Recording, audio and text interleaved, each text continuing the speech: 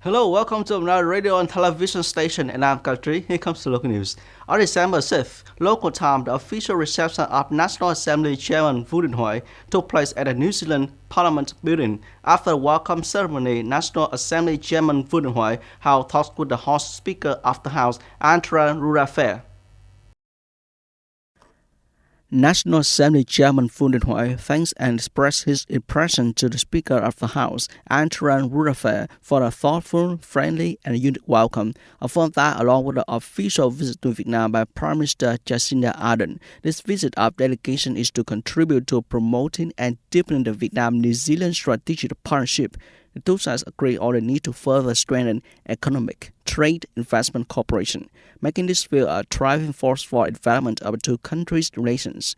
Besides the traditional fields of cooperation such as education, training, tourism, culture, sport, labor, agriculture, forestry, fishery, the two sides need to expand cooperation to new and potential fields such as digital transformation, energy transformation, and climate change. The State Bank has just decided to increase the credit target orientation in 2022 by about 1.52% for the whole system of credit institutions. The extension of the limit is determined on the principle that credit institutions with better liquidity and lower interest rate will receive higher credit growth. As per assets that the State Bank of Vietnam is in move at this time is completely appropriate when the last month of the year are the peak of the credit demand for production and business activities. Besides, the macro context is also favorable. Dom Nam parishioners are busy decorating for Christmas season. This year, the epidemic was basically controlled. Many activities were organized, so the decoration will have more solemnly and brilliantly than last year, recorded in Cam Mai district. Trung Phương Diocese belonging to Yuen Lang Parish Nhân Nghĩa Community is gathering to prepare for Christmas. Last year, due to the epidemic, many activities were not allowed to gather in a large number of people, so decoration of churches and dioceses were shortened and simple.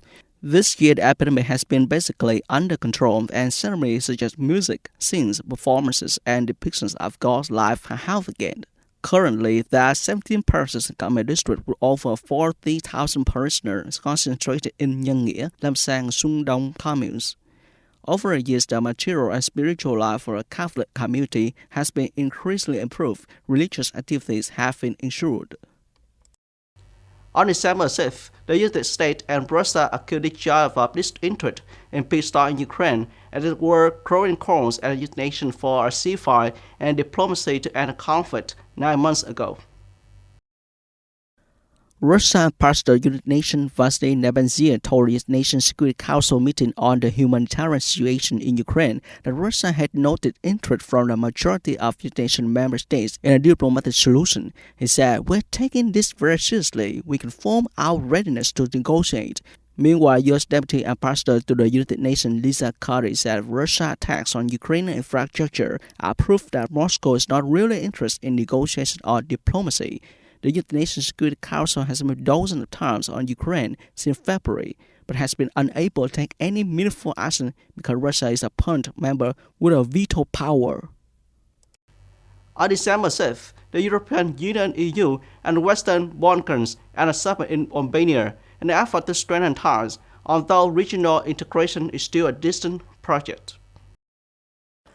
Balkan countries stuck on EU waiting lists for years often express frustration with a long and demanding integration process. The conference was attended by Albania, Bosnia, Montenegro, Kosovo, North Macedonia, and Serbia, focusing on specific issues of cooperation. Ukraine hostilities have underscored the importance of the EU working to stabilize the Balkans and counter the influence of Russia and China, which have invested heavily in Balkan infrastructure. At the end of the first summit of its kind, the EU confirmed that €1 billion subsidized package to help region tackle its energy crisis.